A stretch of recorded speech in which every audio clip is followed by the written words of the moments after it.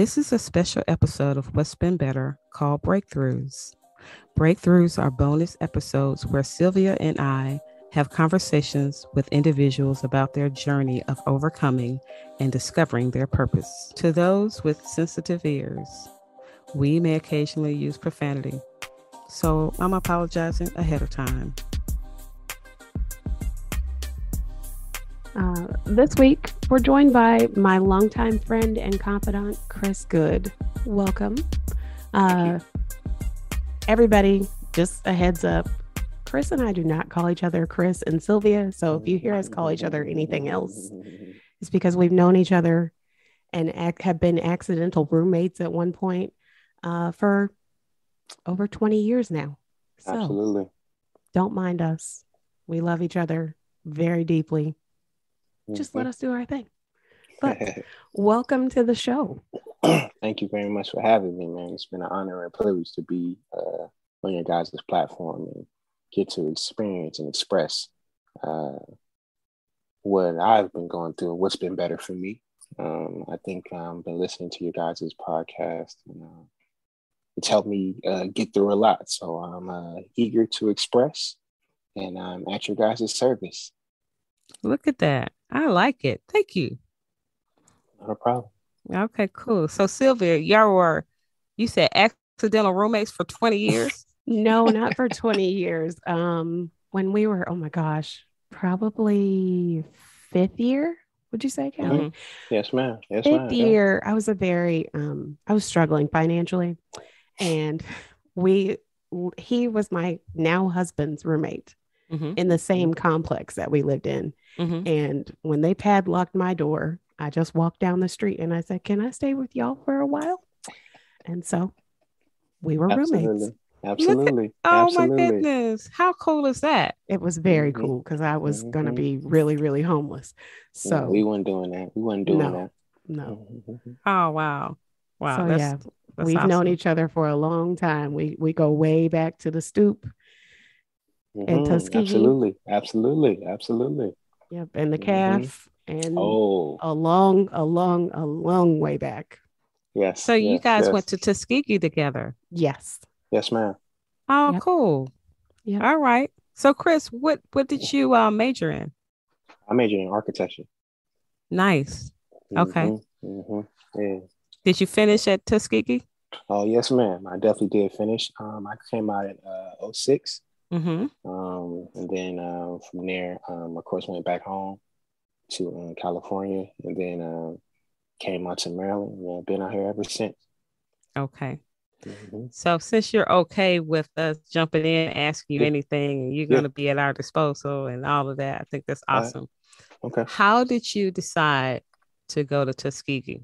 Like, that's a HBCU. Like, what was that journey about? I remember maybe in high school, we saying maybe 10th or 11th grade year. I knew I wanted to go to school out of state. So I think I did all of my Cal State applications. Then I wanted to do the one to go to Vegas. I wanted to go to Washington. And then in school, my principal, she said that I can get a scholarship to go to a school called American University. So I'm like, a kid from California, like, man, where is that at? You know? And I'm like, we in America. What you talking about? You know? And then she's like, yeah, it's in DC. And then so I did some little rabbit holing, and it was like an Ivy League school. I'm like, yeah, Ivy League? I'm going to Ivy League school. And so long story short, that situation fell through. It never came about. And then my mom looked out for me, and she said, you want to go to Tuskegee? I said, go where? And she like, you mean like the airmen? I don't want to fly no planes, Mom. I just want to, draw some stuff and build some buildings. You know what I'm saying? That's like, they talking about flying planes. So long story short, I went down to Tuskegee, 17 years old. That was the first time me being out of California, and the first time me being on a plane. First time me ever really going down to the South. I said, yo, who I'm supposed to speak with? And she said, speak with this lady by the name of Miss Carla Reese. I went down there because admissions and all of that, it's like sending in your letters and receiving an acceptance letter and all of that, never really came about. So I wound up taking my application in my hand. They had this program down there called MITE, MITE, and it was introducing minorities to engineering. And so I went down there and stayed down there for maybe like a week. Found Miss Carla Reese, handed her my application. And I remember I asked her, I said, so now what? Do I come back in September? And she said, yeah, come back. So, and what month was that? This was July. This had to be in July. So you flew down there. Yeah. Just to basically find out some information. Yeah. And I was in the program for maybe like a week. And then I remember coming back home. And after me asking Miss Carla, do I come back? And so she said, yeah. And so I came back, but still was confused about the process. But unfortunately, me and my mom being a woman of faith and stuff, she was like, come on, we going. And so I wound up going down there again by myself. And when I got back down there this time, it was a gentleman who would pick me up from the Montgomery airport, and he would take me to Tuskegee's campus. And he took me there, and pretty much I had my whole big old duffel bag, full of my clothes and stuff. That was the biggest duffel bag anybody had ever seen. And I wound up, he dropped me off, and he said, all right. And I was like, okay, I don't remember the gentleman's name, but I said, okay, Mr. Such and such, And next thing you know, I was on Tuskegee campus by myself. And I was there again, just kind of out there on faith. And I think I dropped off in front of Bethune. Bethune was the dorm I got dropped off in front of, but I didn't have a dormitory assignment. I didn't have no ID or nothing like that. So I asked the RA that was in the office, hey, you mind if I leave my luggage right here? I don't know what else to do. I need to go find, somebody to do. And of course, I don't think I had a cell phone at that moment. Yeah, I didn't have a cell phone at that time. So everything was like, you got to kind of get to a room and get to a phone to call people, Right. What year was this? This was 2000. Yeah, 2000. Whoa. 2000. Yeah, 2000. And the end of August, beginning of September, right? Yeah. And so I was down there, and luckily the gentleman let me, keep my things in the RA's office. And then I kind of was like walking around. I always got this thing when I'm confused. I just be like, man, okay, let's just walk around and see if we can find Miss Carla Reese, So I call the numbers that I had been calling, and of course, no, nothing's picking up. So now I'm panicking a little bit. I'm like, man, all right. So I wound up going to like the cafeteria to, because they was like, yeah, that's where they're giving out IDs. And I'm like, all right, so I know if my name is not on the list for the IDs, I mean, bro, I'm pretty much about to call California and be like, yo, mom, you know what I'm saying? I couldn't get in touch with her, coming back to the house, you know what I'm saying? Coming back to Richmond. And right. Next thing you know, this is where I would say, like,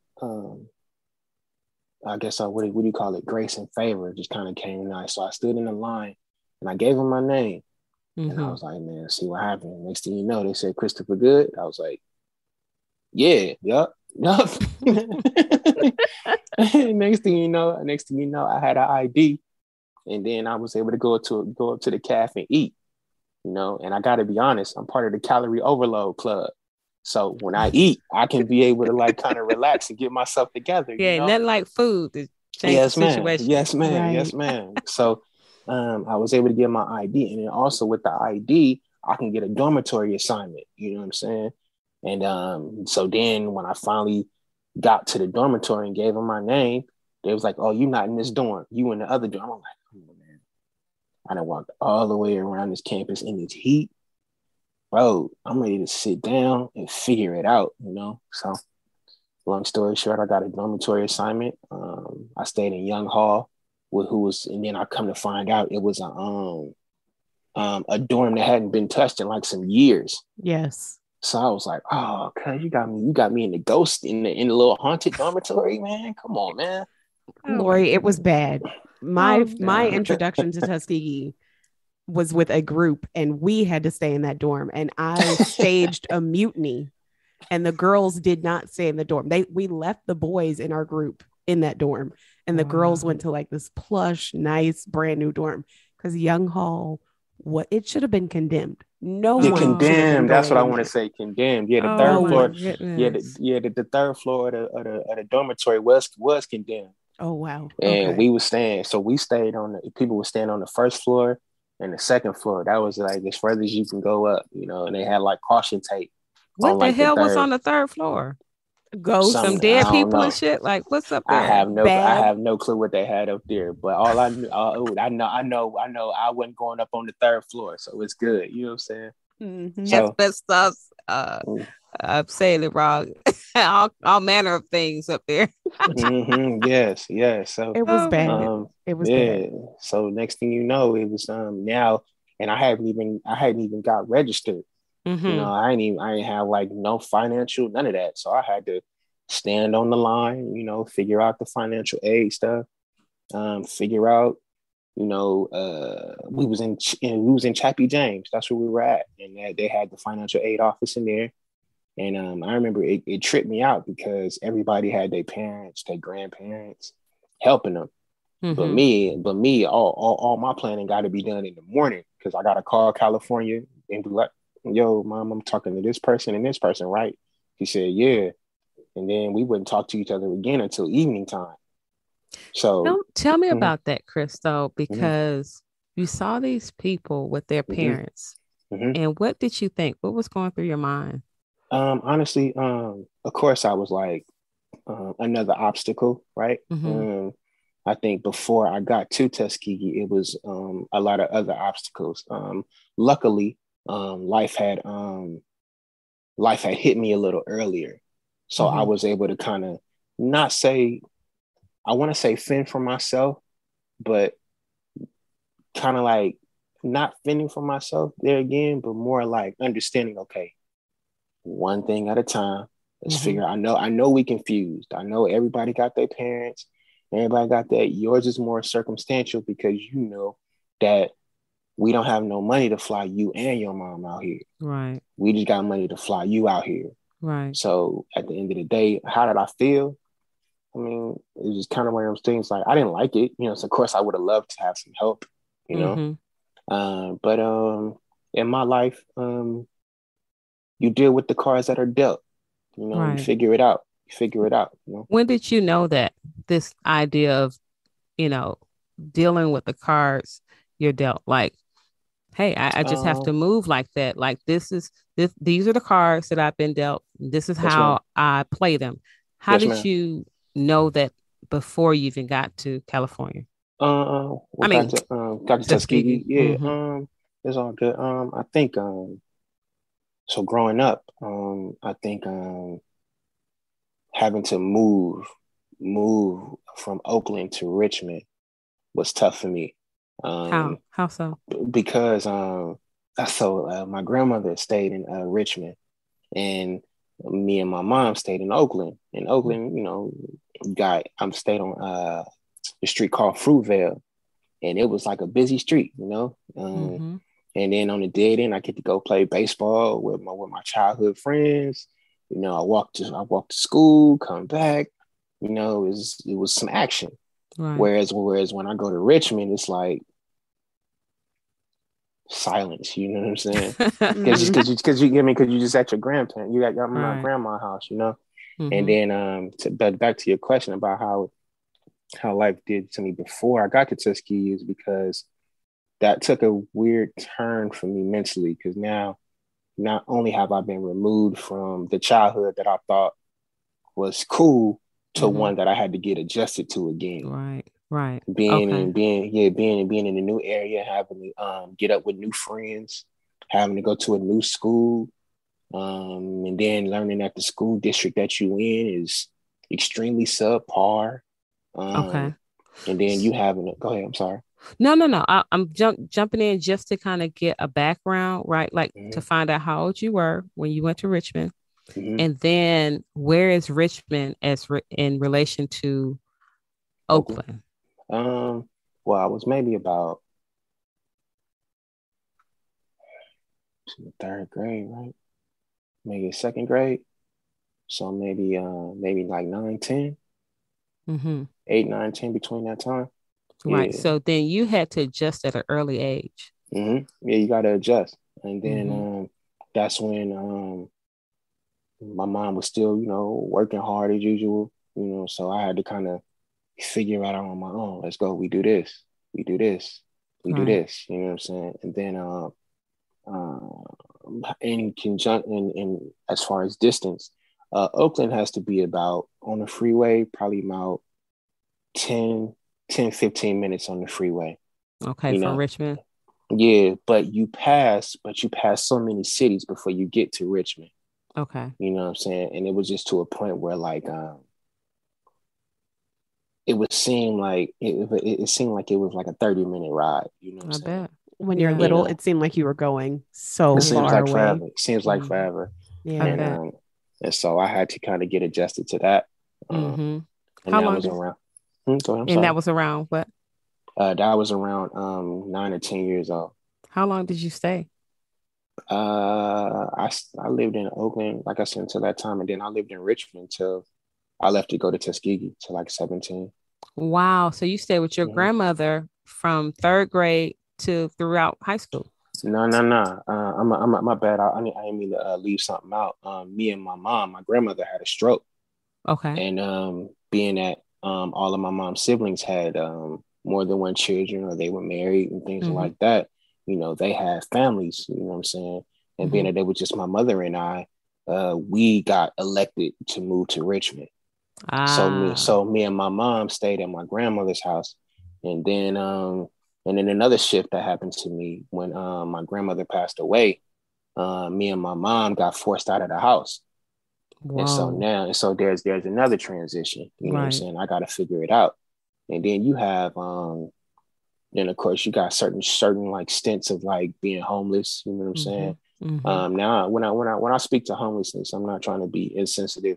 What I mean is we were staying in like motels, I stayed in like 2 motels. We weren't outside, like trying to struggle for the meal and stuff like that. But as far as a permanent address that I was used to, we no longer had that. Was that in between? That was in between 8th grade and high school, 8th grade and 9th grade. So that summer between middle school and end of middle school and 9th grade, that was another transition for me. Right. How did you get through that? Like mentally, how did you get through that time? Wow, that's a good question. Mentally, I had to catch on quick. Learning that, like that period of my life really restructured my mental thoughts of what family means. Right. Because my family was some of the people that we got elected to move to Richmond from Oakland. And then we thinking that okay, cool, we gonna live in this house. Then next thing you know, something happened, and next thing you know, we homeless. But we the one that got asked to come to Richmond. Right. So that was tough for me. So a mental mindset was, hey, bro, we got to grow up. We got to grow up quick. You know what I'm saying? And it hurt me because it was to a point where not only did I had to learn my own meaning of family, I had to learn about being a man, be like being a man, but not able to be a man. Like I couldn't work. I couldn't really work. So I can't help financially. I kind of can't only be the moral support, right? Whatever that means at like 12, 13, whatever that means. You know what I mean? And then I had to one of these things that I used to be embarrassed about. I played basketball in high school, and sometimes you got this thing called summer camps and stuff like that.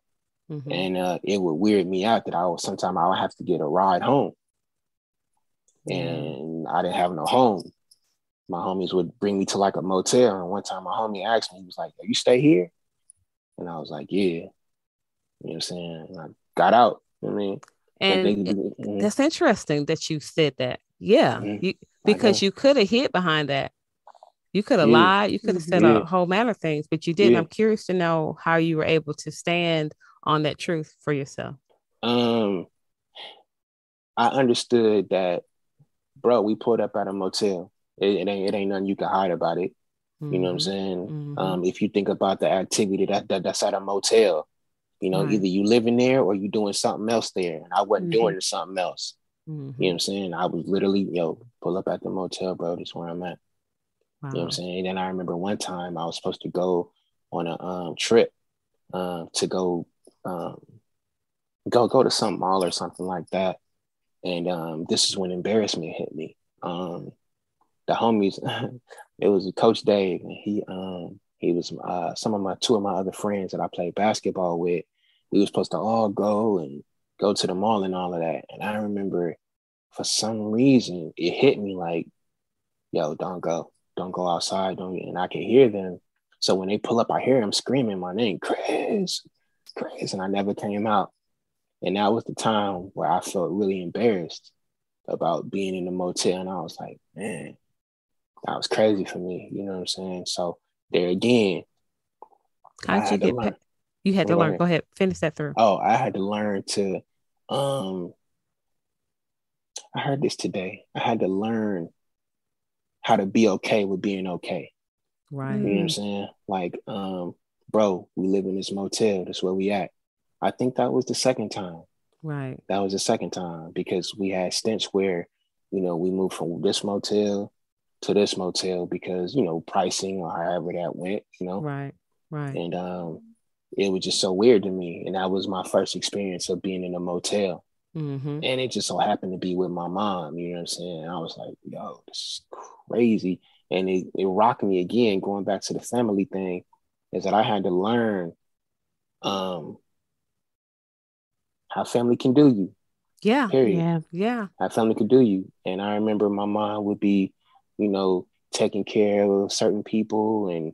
But then when we was on the floor and we hit the concrete, nobody was there to give us a blanket. Nobody was there to call us. Nobody was there to, give a hand out, So that was tough for me.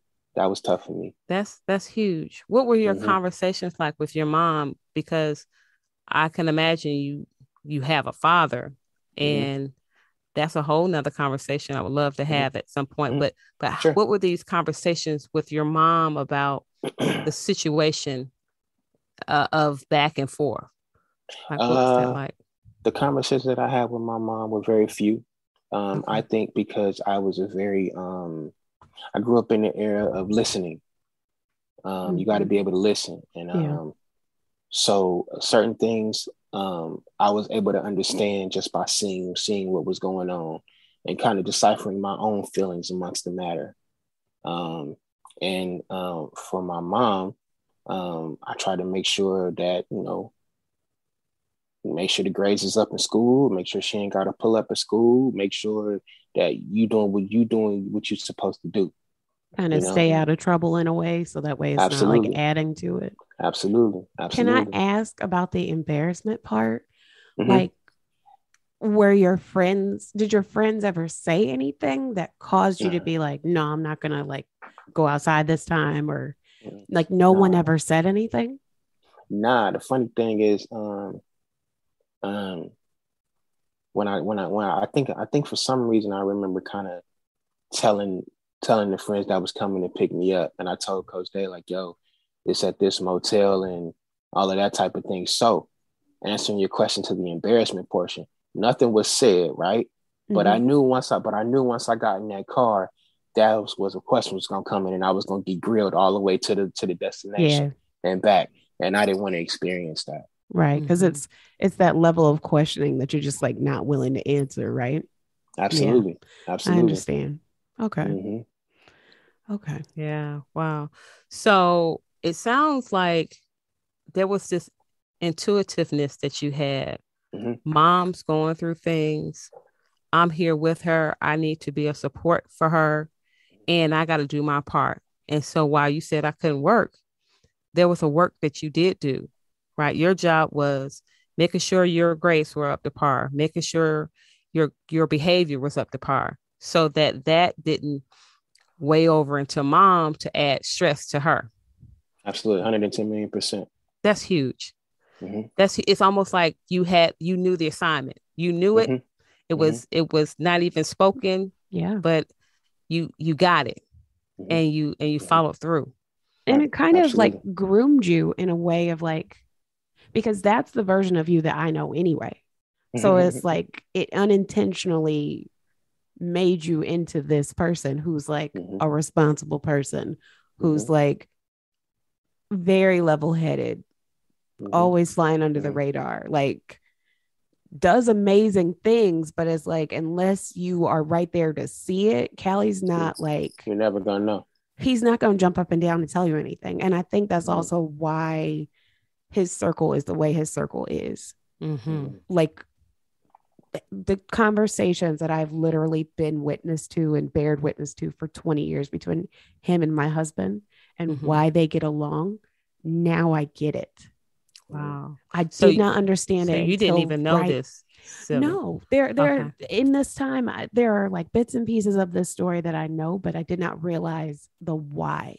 And now I understand the why a lot more, and it makes perfect sense. That's huge. That's huge. So that's a backstory that kind of leads you into Tuskegee, that actually puts you in a place where you could stand. Sounds like, you tell me, that you could stand where these parents were with these children, because they didn't have some of them probably didn't have that hard situation or that backdrop of where they had to make it out on their own, in a sense, or they had to do some things where your mom or your dad wasn't there to help you. It kind of puts you in position to where you could make it. Right. Without mom. Absolutely. I think, and also some of the other things that happened before I got there. My mom would work on the weekends. She was a caretaker, and she would live at the people's houses on the weekend.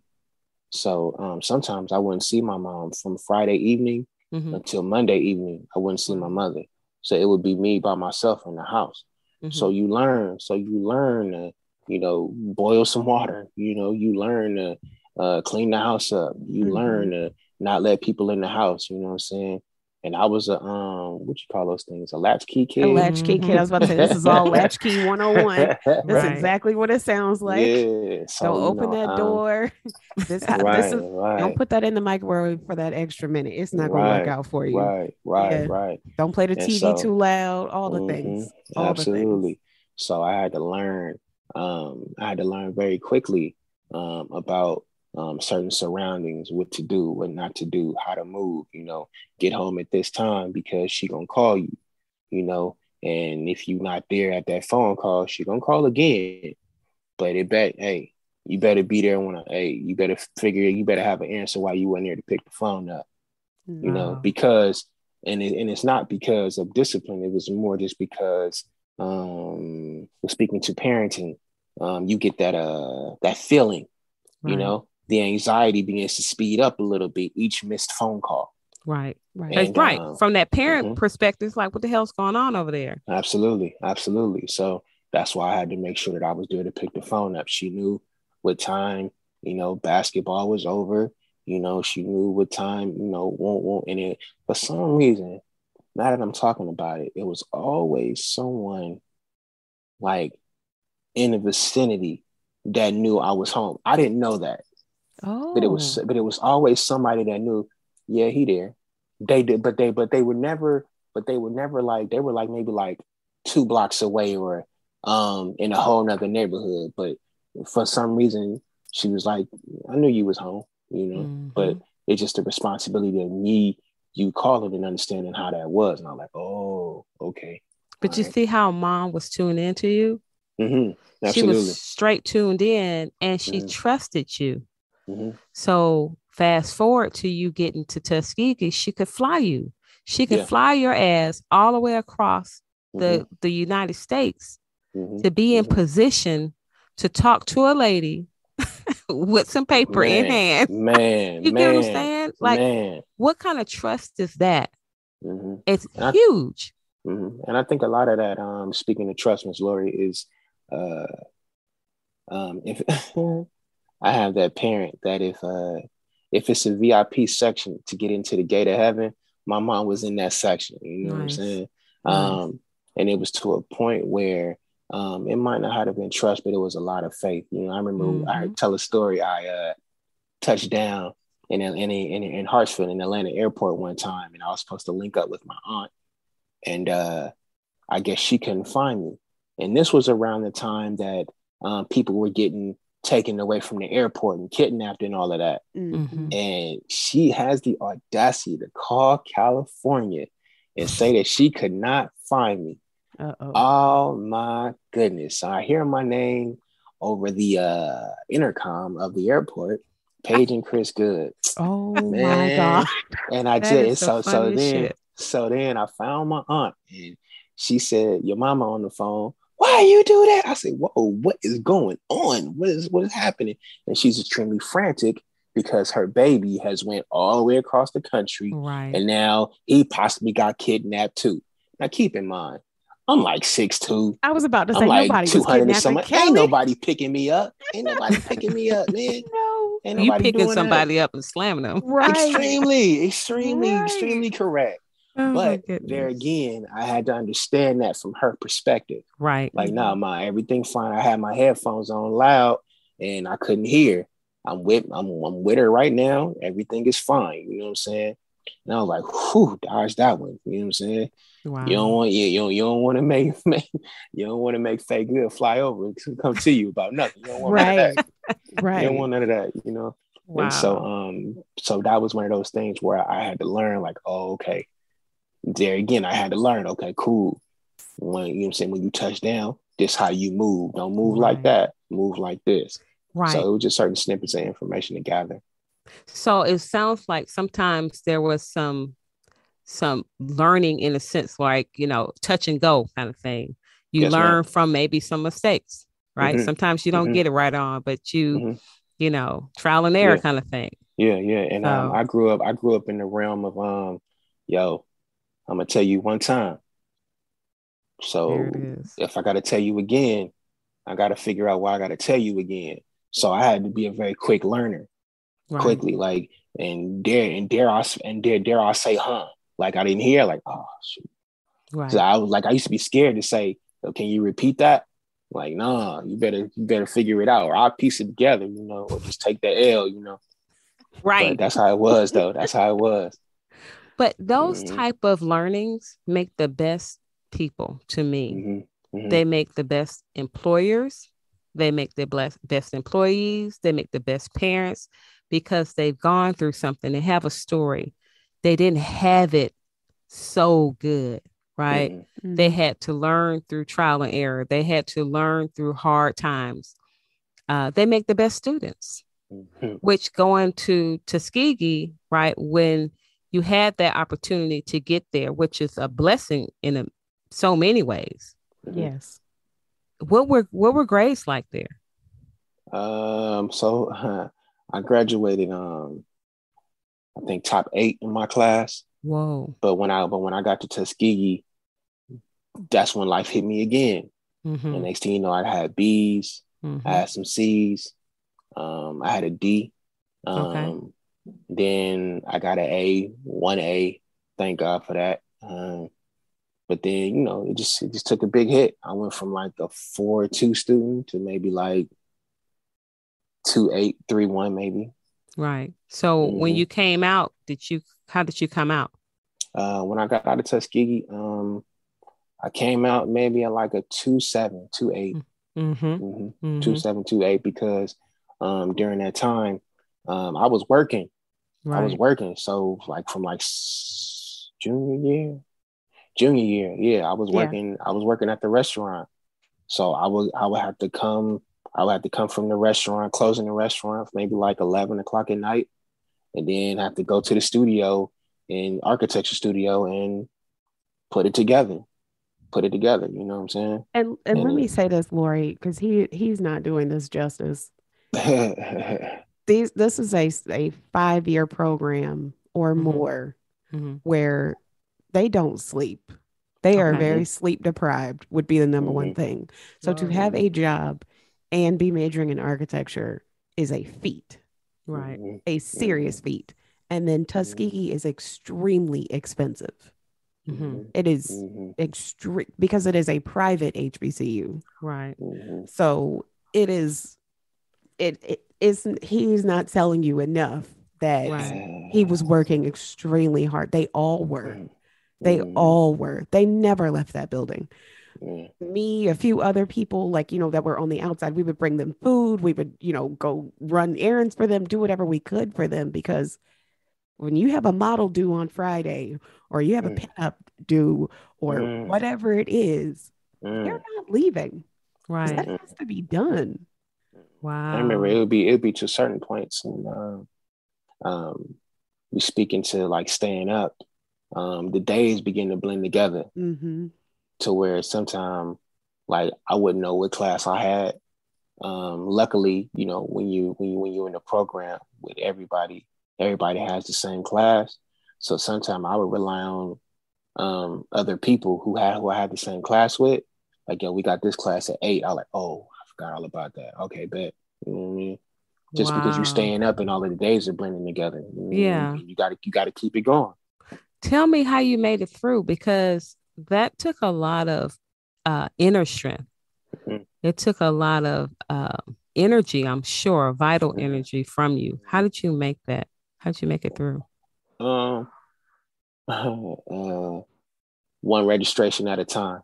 And that's about as best as I could say that. What I mean is I always went down there not registered. I think the time when I got a registration stamp in the mail in California, I was like, oh, this is how this is supposed to go, Right. And but then when I got down there and you asked how I made it through, just kind of in the flow of things. You kind of going with the motion. You're not really thinking about it. You just something that you do. Right. You get up, go to the studio. Okay, cool. We got lecture. Okay, 1 to 4, 1 to 4 in there, or 1 to 5. You in studio, and then sometime I knew that I had to leave studio between 3:30 and 4 o'clock to get to work. So I would have to do that. And then after a while, it became a routine. Right. And I think that's more of my answer for your question. How I got through just having a routine. Having a routine. That's huge. That's huge. What about your mom? Did she come through anytime? Did she get a chance to come and visit you while you were there? Nah, we never had the funds to like have her come over. She came to see me graduate. That was huge. the only time she came. Well, you know what? She was able to do that. And I think, what did you think about that when graduation time came? Because that's the feat, right? Like, absolutely. You went there on a mission. You accomplished that daggone mission. How did you feel walking across that stage? It was cool, Miss Lori. It was real cool. What I mean by that is to get to the finish line, to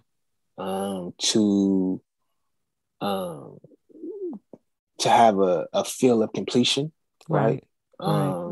Internally and externally, of course, to have my mom there, to have my godmother there, to have my aunt there. It was cool. And I think I felt okay with it because I understood the circumstance. There again, going all the way back to when I had to stay in the motel, I understood the circumstance. Right. When I had to get kicked out of the house, when me and my mom had to get kicked out of the house, I understood the circumstance. Look at that.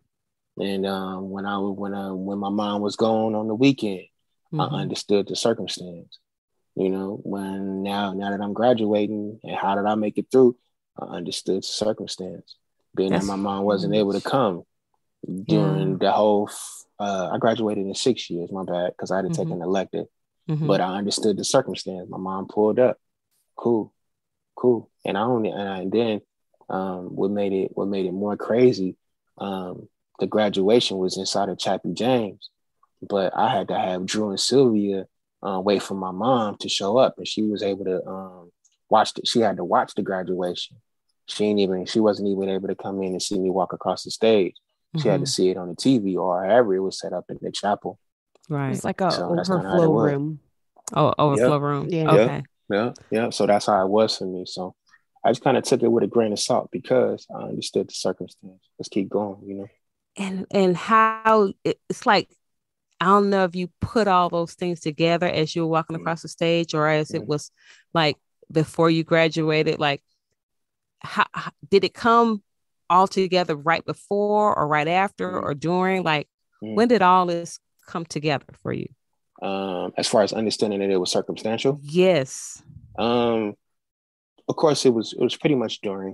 It was pretty much during. Was I upset that my mom wasn't able to come in to Chappie James, or she didn't arrive there on time? Yeah, I was. Yeah. But, at the end of the day, learning that we get to the finish line, Chris. That's what we do. We get to the finish line, bro. Yeah. You know what I'm saying? You can be mad that, it didn't go your way. But hey, if you think about your journey through this university, hey, let's get this piece of paper and keep going, man. Come on. Your mama gonna be outside waiting on you, which she was. And we had a warm embrace, and you know what I'm saying? It is what it is. That's so I still huge. have the pictures. Oh my God, that's so huge. Like, I have like chills right now, like, to know. That's why I asked you, did you graduate? And I said it soft because a lot of times we go in, right? And we don't come out. And here you had this assignment because you knew this assignment early on. You had a mission. You went and you accomplished that mission, come hell or high water. And I'm going to say, even though you came out, 2.7, to me, that's still like a 4.0. That's still like summa cum laude because of how you did it. You see what I'm saying? That determination. People don't give points for that shit, and you need it. Yeah. Points for the, like you said, I didn't know what damn day it was. You stand up and still flow. You flow through that whole situation. And so you graduated. So what happened after that? Like, after you graduated in 2006, then what? Man. Speak to another transformation. I became a father. Okay. I think I went home in June, or May or June, and then stayed there for a little bit. My mom knew that I was pregnant already, so she was like, okay. And I was kind of not knowing what to do, Miss Lori. I didn't know what to do. But my mom, she was like, okay, we pregnant, but she needs you over there. Right. And I'm like, what you mean? She's like, she needs you over there. We got Lamar's class, we got all of that, and next thing you know, I was on a plane again. You know what I'm saying? Going back across the country again to Maryland, Okay, and, so tell me about this person who you guys are pregnant. Did she go to Tuskegee with you? Yeah, she did. Okay. Yeah, she did. Okay, cool. She went to Tuskegee. But the crazy thing is, we met at work. I never saw her on Tuskegee campus. We met at work, and it was kind of like that. I think, and then we dated for maybe like give it a year or so. Yeah, yep. It was my senior year. It was my last year. Yep. Wow. And then so there again, I had to move to Maryland, and there again is another transition portion, and then November 6th, my life changed again. You know what I'm saying? So that's what it was. Okay, and so what happened then? After that, I did architecture for a little bit, 2 years into the field, and then I was adjusting to my life as I guess you could say a career man, right? And then being a father, living at her parents' house, trying to figure it out. Right. Kind of there again, back to the routine, getting up in the morning, going to work, and then coming back, having a night shift as daddy, right. Doing what I got to do, you know what I'm saying? Then like I said, I never have been able to sit and turn around and look back because having to be in a routine every day. This what we doing. This what we doing. Yep, this will be okay. Boom, we doing this. Boom. You know what I'm saying? So that's kind of how I was able to get through that part. You know? Okay. And did you have a daughter or son? I had a son. Okay. And he's what today? He's what, 14? Boss man. 14, 16? Boss man is 15. 15. Okay. Yeah, he would be 16 this year. Okay. Wow. I'm still in shock. Me too. How? Me too. This is wild. So man, are you in Atlanta? Are you in Maryland? Are you where are you now? Oh, right now I'm in Maryland. Okay. I've been in Maryland for the past 15 years. Okay. Did you get married? No, I did not. Her and I did not last. But right now we are trying our best to co-parent. You know, I think in the beginning, if you had first saw us, you would think we were best friends. You know what I'm saying? We just doing what we got to do, doing the co-parent thing, you know. And then of course you have those turbulent times, you know, and you work through it. So right now we're just trying to make sure. Right now, we at the 15 mark. You know, it's like cool. Of course, we experienced a little bit of turbulence, but you keep pushing to the goal. You know, and that's to get that. Right now, we on grade 9. We going to grade 10. You know, so let's make sure we doing it like that. You know, and it's never no hard feelings. You know what I'm saying? Yeah. Well, this is about the journey, right? Yeah, absolutely. You learn on this journey so many things. And I've learned a lot. I can imagine. Yeah. So in this architectural journey too, are you still practicing architecture or what are you? Nah. Crazy thing was I was in the field for about 2 years. I worked for a particular company out here in Bethesda, Maryland. It's put in for a while, where I was a assistant project manager, you know. And then when the economy went bad and they weren't building, I had to fall back on my second love, which was cooking. So being that I was cooking in school, I started cooking in real life to you know, bring, make it happen, bring the bread home. And then I just kind of stuck with that, you know. I went on the journey of cooking to, been a sous chef at a seafood restaurant. Then I did some cooking at Ruth Chris, you know, just kind of, you know, doing the journey, just cooking and taking care of best I could. Right. You know? And is that where you are now at Ruth Chris? Or so then after that, that was right before the COVID hit. And, you know, we couldn't go into work anymore. And I had moved from the location that I was currently at. That made it a more of a reasonable drive. I had moved further away. And when my chef called me and asked me to come back in, you know, or invite me back in, I politely declined, letting them know what was going on. And I wasn't able to do that. So then long story short, fast forward a little bit more, I had some health issues that put me in and out of the hospital. And then it messed my vision up. So you think from after Ruth Chris until the job I got now, I wasn't really working because of health issues and having the vision thing and getting adjusted to that.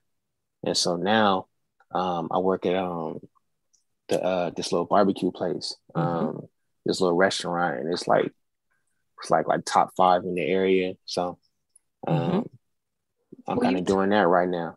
Will you talk more about everything that happened, if you're comfortable with it? Yeah. Everything that happened with your health and how you got to the point that you're at now with your vision. Let's see here. We in June. Okay, so a year ago. Okay. Okay, there it is. I was sitting with my son, and we was doing virtual learning, and I pass out. You know what I'm saying? My son is tapping on me, daddy, and you know, woke up. Next thing you know, I went to the hospital. I had a high blood pressure, like 260. It was crazy. And And it's not funny, but it was funny now, but you know what I'm saying, then it totally wasn't. I passed out maybe for like 10 seconds, and my son was the one that had to call 911. And when he called 911, and I was the one that was talking to the dispatch people as the ambulance is getting there. And they was like, who needs to be, who's the one that needs the ambulance? And I said, me. And they looking, I'm standing up and I'm on the phone talking to the person, you know? So that was crazy. And then I got on and the dude took my blood pressure. He found out the number. And at first, you know, I wasn't going to go. Just due to financial purposes. I didn't have the money to ride the ambulance and all of that. And then he was like, nah, we going. And I wound up going, you know, and I thank God for that moment, for that person, because that's when I was able to find out what they say, find out your numbers, right? So I was able to find out what the blood pressure was. I was able to find out all of the health issues that I had, but they ran every single test. I had a whole bunch of MRIs, you know, all of the little heart scans and all of that, and everything came back negative, you know. So it was just to a point. And then I think I had passed out again, you know what I'm saying? And I went back into the hospital for the second time. And then that's when they found out, I guess do some research, not of my own, but I found out that my father had heart issues and he passed away. But of course, I don't know. I don't know why. I don't know if the heart issue was why he passed away. I'm still trying to find that out. Okay. I'm still trying to find that out. But then after that, my vision began to kind of go bad on me. Where it's like, I don't know if you guys see, but I have the light on right now. But the bright light makes my vision extremely blurry. So it was like on my right eye, I only see maybe about 10%. And then on my left eye, I probably only see about 40%, you know, and that's on a good day, you know. So coming in and out of the hospital kind of had me sit down for a very long time. And this is what I'll be telling Sly. Was the time where I actually had to go through physical and emotional reconstruction simultaneously. Right. Okay. And it rocked me really bad, and I didn't know how to do it. Speaking back to what you was talking about, Sly, about how I got to the moment and with the vision and all of that.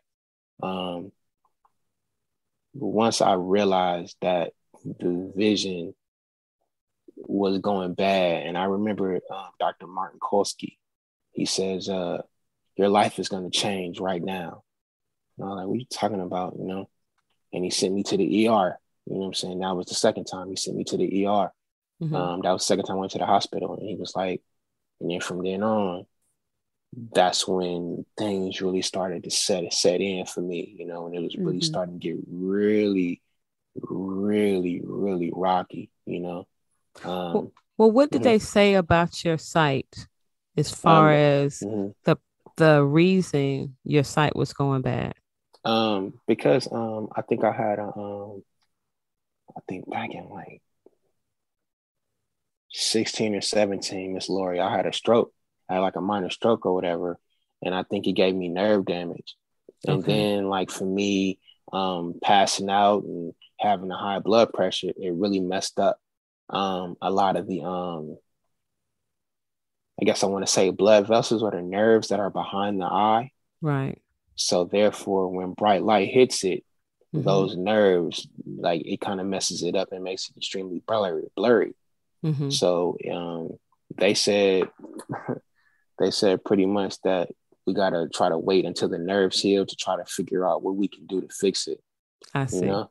And Did so you you're kind of, go ahead. So you kind of, so now you're kind of at the mercy of the doctor. Okay. Did you know you were having that mild stroke? Did you know you had it? Yeah. I remember I was in my apartment, and you ever like when your foot falls asleep or something like that. So imagine that happening on like your whole body, on like a particular side. Right. And that body, that side does not work at all, you know? And I remember falling to the ground and like really like I was texting my chef. I was like, yo, this is back when I was a sous chef. And I texted him, I was like, yo, something wrong. I don't think I'm gonna be able to make it to work. You know what I'm saying? And he was like, yeah, call 911. So I called him, but everything came back to normal like 10 minutes before they showed up. And they asked me, did I want to go to the hospital? And I was like, yeah, I'll go, you know? And that's when I learned about having a minor stroke, what it does to you, you know? And then I started, of course, you start researching what those type of symptoms are and all of that type of thing. And there again, they ran all of the tests, the blood work and all of that. And they said nothing was wrong. And they, of course, this was the kicker for me. They asked me, what's going on with your life? And I was like, man, I got the job. Back then, I think mom had just passed away. Right. Let me see. I was working a full-time job. I was putting like 55, 60 hours a week at best. And then doing my other job, cleaning, having all of these sites, and then having to be dad, then having to be in a relationship, you know, all of those things were just taking its toll on me. And it was just stress, you know, at the end of the day, just big stress. And I was like, whoa. So was that all before you passed out that time with your son? Yeah. Okay. That was all before that. All before that.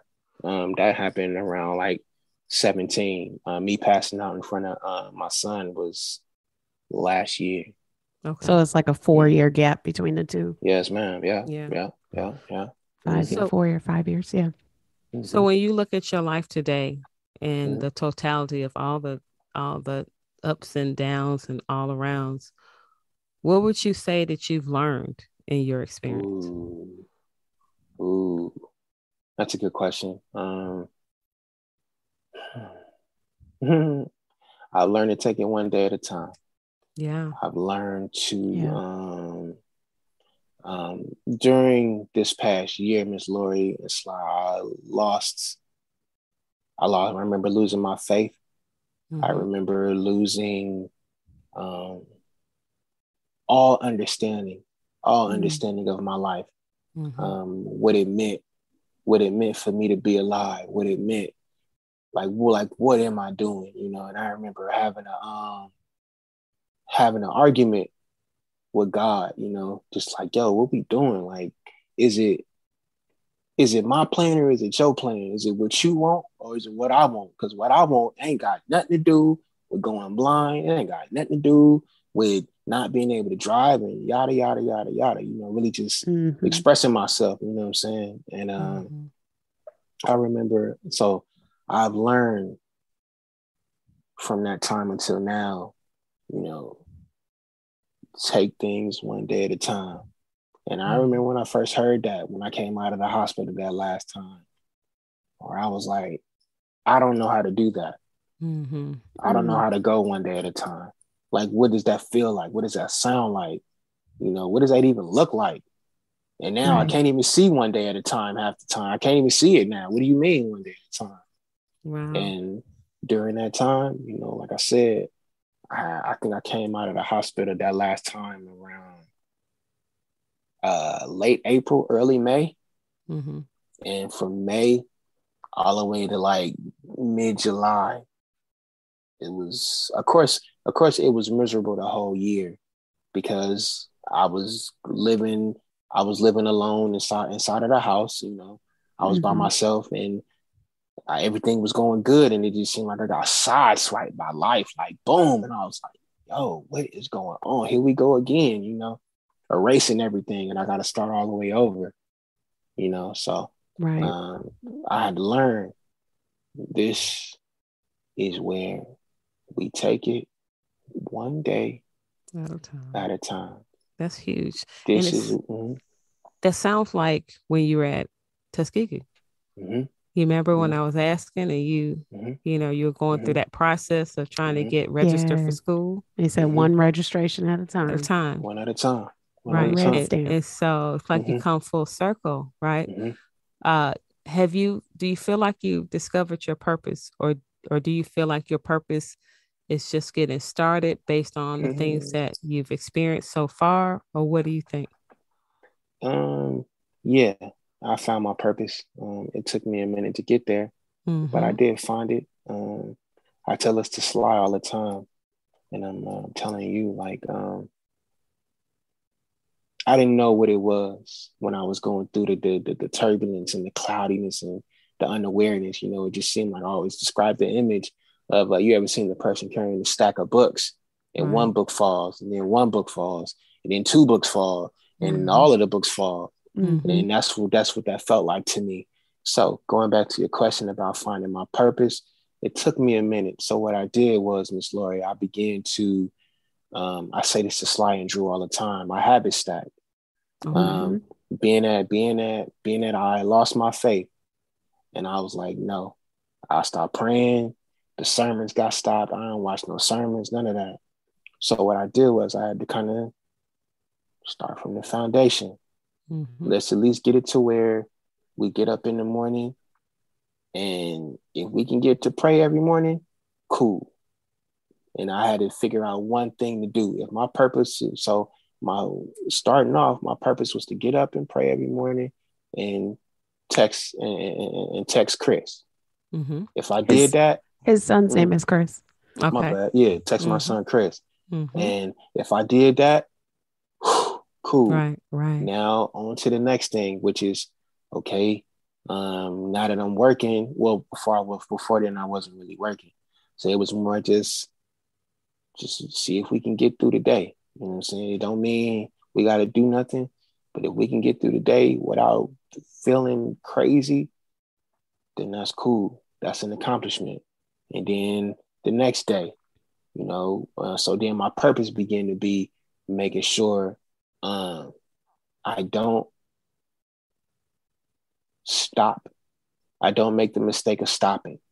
What that means is throwing in the towel on fatherhood, throwing in the towel on me, throwing in the towel on just life, period. You know, throwing in the towel because I was at that moment. I was like, you know what, bro, this ain't it. Right. You know, and I remember I had a couple of conversations with a friend of mine, and he was like, I was on the phone. I was like, bro, I'm about to come back to the house. And he was like, yeah, you can do that. But if you come over here with no plan, you might as well stay over there. And that stuck with me a little bit. And then I had another conversation. And one of the friends and I know, he's a preacher. And he says, Chris, everybody in every major character in the Bible had to have an argument with God before they got to the prosperity. And that was hard for me to understand, because that was around the time when I was like, is it my will or is it what God want to do? You know? And so when he said that, those conversations kind of grounded me a little bit, was kind of helped me land the plane, to say the least. You know what I'm saying? That's huge. And so now my purpose is more making sure that, you know, Chris know I got his back as his father. And also I was in a position, Miss Lori, where I had to be an example of perseverance for my son. Right. Of course, he lives with his mother. So, but he knows that daddy can't see all the way well. He knows that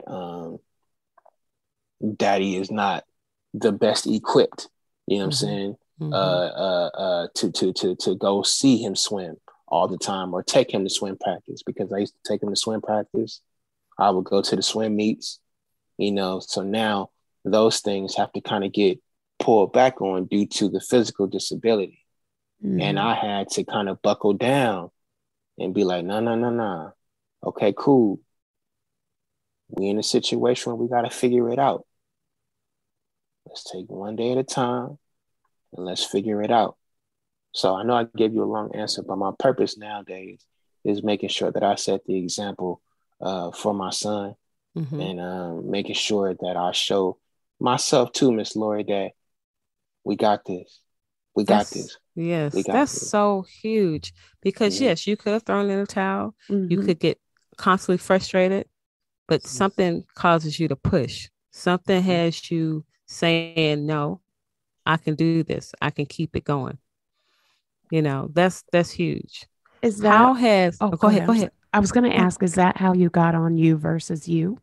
Because, Lori, let me explain this. Every Monday, Wednesday, and Friday, a group of people get a text message, including myself, from Chris. That is some form of motivation. Right. Today, it was that every conqueror has complications.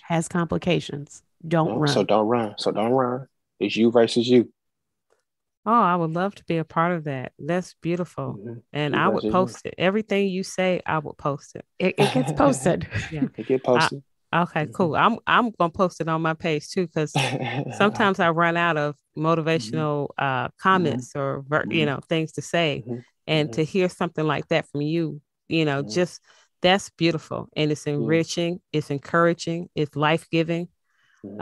You'd be surprised even hearing this. Somebody's going to be changed by hearing your voice, hearing your story of overcoming. Hearing you finding your purpose, that's huge. How has what's been better helped for you to even get to this place to talk? How has this helped? Now we get into the good stuff. I think to see Sly's bravery, to see her courage, to display herself, to uncover certain things and have the courage to do so on a platform speaks volumes to me, because not only do I remember how far Sly has come, I've remembered how far I've came, and certain things that I hear you and Sly speak about stick to me. What I mean is, by you guys speak about not rehearsing certain things, reclaiming your time and all that type of stuff. I've learned to glean certain tools from the conversation and adapt them to my own. So like not rehearsing certain things. The last episode you guys spoke about, I think you said it was 14, right, Sly? Yes. And about putting yourself in a positive frequency that will allow you to continue. That helped me out tremendously, because for this past year, Miss Lori, I had to do that on my own. Wow. And to have to know the home team can do it too. We kind of inadvertently push each other, right? Yeah. So when I hear you guys have a conversation, I tune in. Just like today, I forgot today was Wednesday because I was so amped about being on the call, being on the Zoom call. I forgot to listen to it. You know what I mean? But it was just one of those things where it helps me tremendously, just to kind of understand that, you can be brave just as Sly be brave, so just as Miss Lori can be brave, and I tell Sly all the time, and I'm telling you right now, like, people such as myself need this platform, because there's so many other people that are doing it alone, like I was, or doing it in a very congested space. Right. And you need some type of light. Like I remember all the time people being like, if be the light in the cave, and I luckily I was able to become my own light. And so when I listen to What's Been Better, I see Sly becoming that light, and I'm like, keep going, come on, you know what I'm saying? And I like the stuff she tells me and the conversations that we have, are like mind blowing, and then Miss Lori, when you say certain things, I'll be writing it down too. I'll be like, yep, I'm gonna write that down too. That's yes, huge. That's huge. And so that's why I always encourage people that's why when I'm on this call this evening, my goal was to be the most transparent as I could to let people know, like, yo, this podcast helps. What's been better is helpful. And then, instead of asking people what's going on, you ask them what's been better. Like, it makes them think. It makes them, reframe what they got to say. Because they can like, if you ask them what's been better, you begin to make their mind think about, yo, what has been better? Mm-hmm. Right. And I remember I asked myself that question. I'm like, yo, Callie, what's been better, bro? And I honestly, this might sound real left field, but what's been better for me is that I'm back to being able to be thankful. Whoa. Right. Wow. So what that means is, like, before, like I said before, like, I wasn't thankful no more. Like, it was like, no, man, nope. It's your plan and you doing me real bad right now. You know what I'm saying? I'm on the ground. I can't work. I can't do that.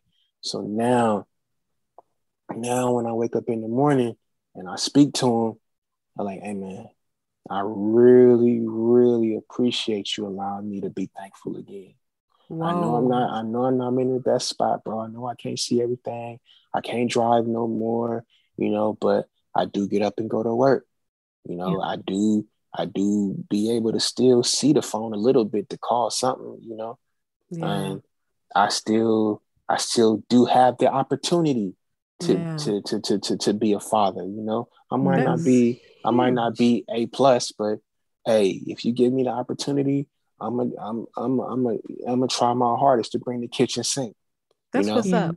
And What so difference has that mhm. made, though? Like, to be thankful, right?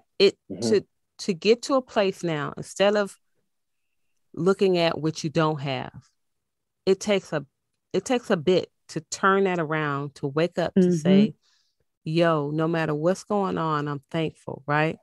What difference has that made for you to be thankful? It makes a huge difference because it begins to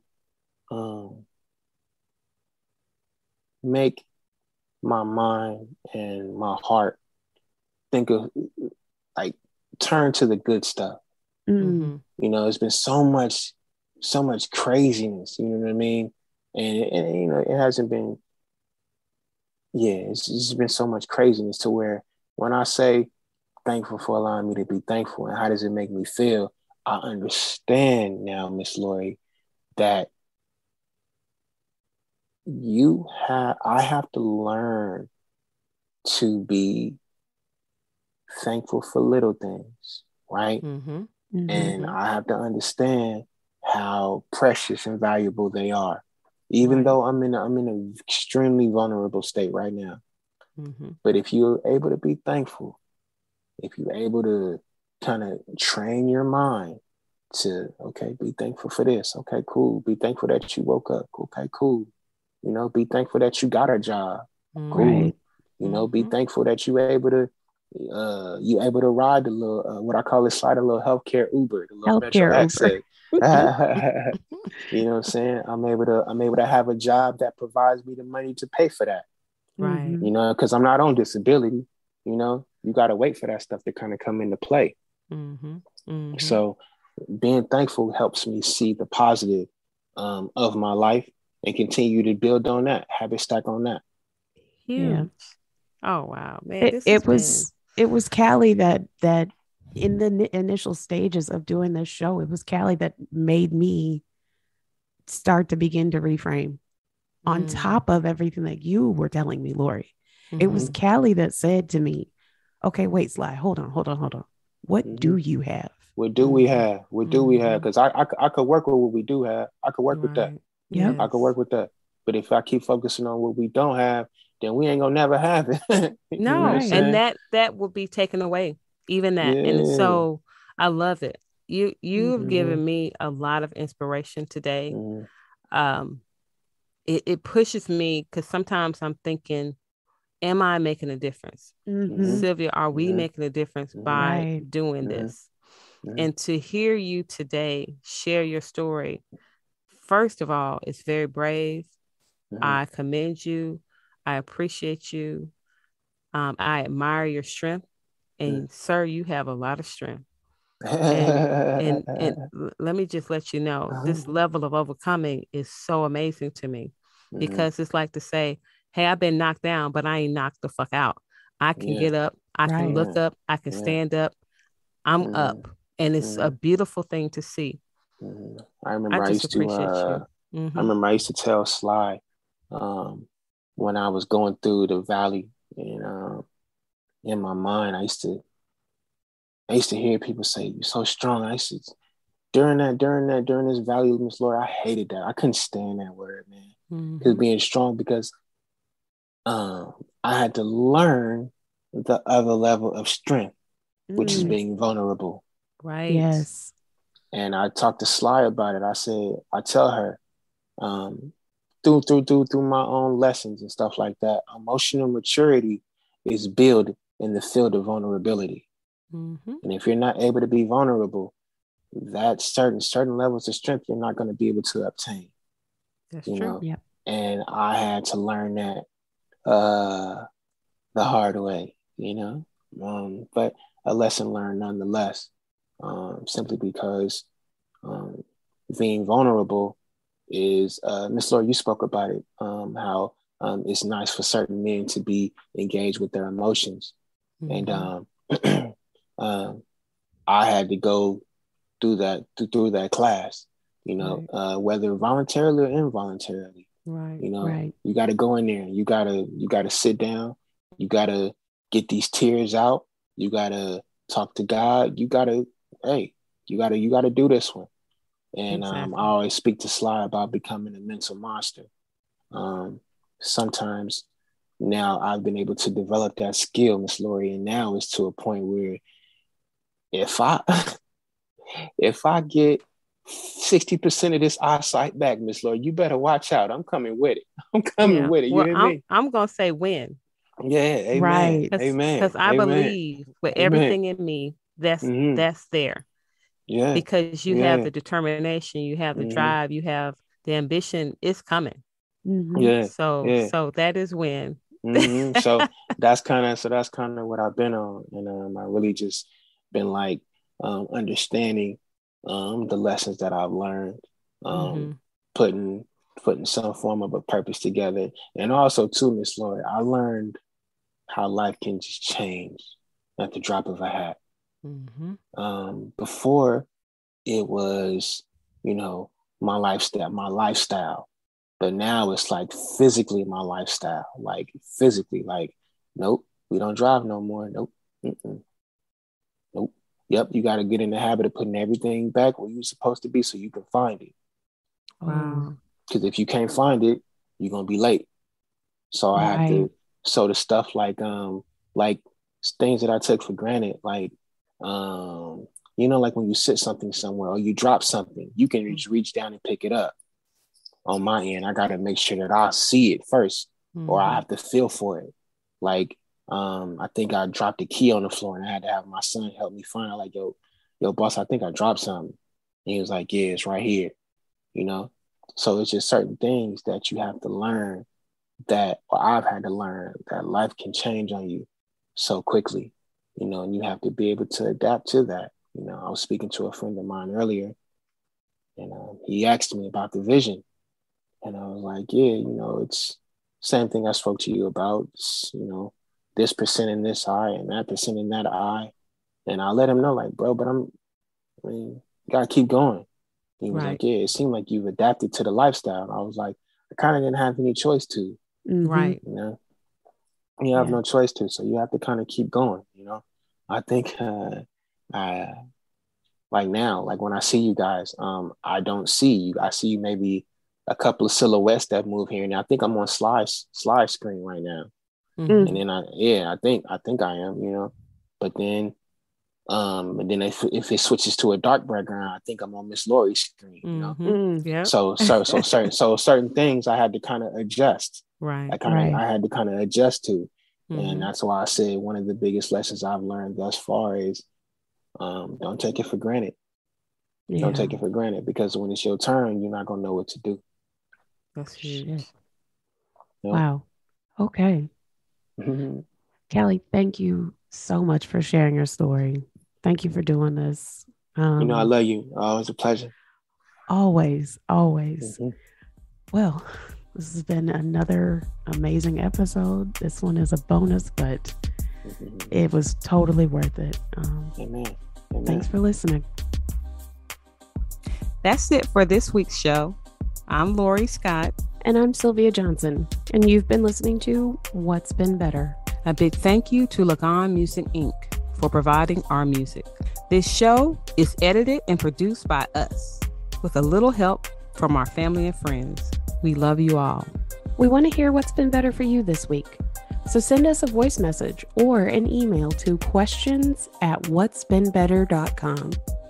You can also find us on Instagram and TikTok at What's Been Better Podcast.